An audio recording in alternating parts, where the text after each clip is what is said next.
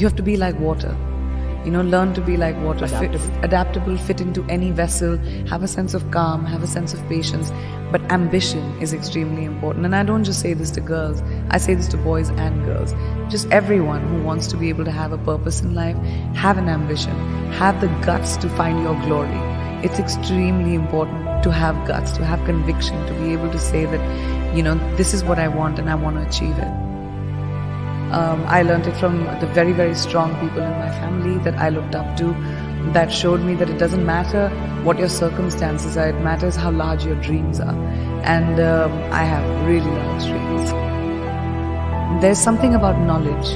There's something about if you learn, even if you don't know something, if you have an ambition to be somewhere, if you prepare yourself, you have the ability to be better than everyone else. I like to be prepared for everything, even if it's an interview, even if I'm going for a red carpet, even if something is trivial to someone. Honesty is very important in relationships, whether it's with friends, whether it's with family, whether it's with your loved one, whether it's in a romantic relationship. I think being real to what you really are feeling is very important. And a lot of people don't have the guts to do that because we are always pretending to be a certain way so that we can maintain a relationship. But I think the healthiest relationships happen when you have the ability to call out someone and say, well, that's not right, or I don't feel a certain way and you're wrong or you're right, and to be able to talk about it. It takes taking that cloak of being careful about your emotions off, but that's very important. I really feel like you are defined by, every time you're defined by what you do next, not what you left behind. There's no point of doing the same thing over again. I try not to do the same thing over again. You have to take risks. Risks are so important in evolution. Playing it safe, yeah, you can have an existence, but you'll never be someone who's a trailblazer. My dad was extremely sensitive, but he was also like my biggest champion. The one thing that I learned from him was the hustle. He always taught me that don't be afraid of the failure. What you do next after failure is what will define you.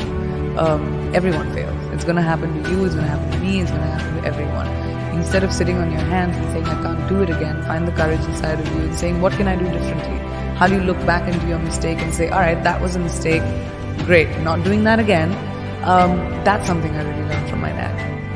My parents never wanted me to have a what if in my life. What if I had done it? What if I had tried that? So they always supported me. They said, no matter what you do, whatever mistake you make, have the confidence to come and tell us. Because even if you kill someone, my dad, I remember him telling me this, even if you kill someone, come and tell me, I'll help you find the body. I'll help you bury the body, but then I'll take you to the cops too. So you'll always have to have courage of conviction. We spend our entire lives trying to figure out who we really are, and then we change. And then we figure it out, and then we change again. And I think that's the most constant, right? I'm constantly changing, constantly evolving, and I'm hoping that everyone's still curious about me as I keep doing that.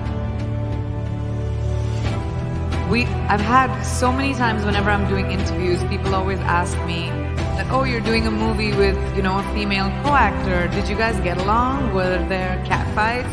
But when it comes to boys, they say, oh my gosh, that looks like a bromance and everyone got on so well. So I feel like over time, because women have the lack of opportunity, we were pitted against each other because there were only 5 opportunities, 5 places a woman could be hired. And so we were elbowing each other out to get to that one spot. So the crux of the problem is the lack of opportunity for females. And the more opportunity we create for each other, the more sisterhood will grow.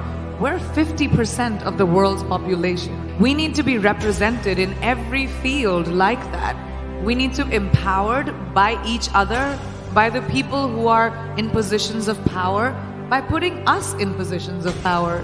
So I realized many, many years ago that the more I champion women in my own small way, maybe I'll be able to create a world around me at least, where, women run the show, because we kind of do it really well. We just aren't given the opportunity enough, Yes!